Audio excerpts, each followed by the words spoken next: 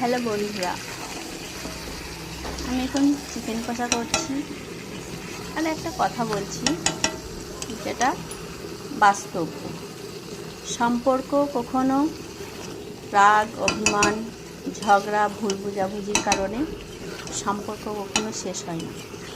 সম্পর্ক শেষ হয় মিথ্যা কথা বলা, কথা দিয়ে কথা না রাখা, বারণ করার পরেও একই কাজ বারবার করলে। বিশ্বাস যেমন মূল্যবান, তার চেয়েও মূল্যবান কথা দিয়ে কথা রাখা, যেটা সবাই রাখতে পারে না। আর যারা কথা দিয়ে কথা রাখতে পারে না, তাদের সাথে কারোরই সম্পর্ক ঠিক থাকে না। বুঝলে তো? এটাই বাস্তব।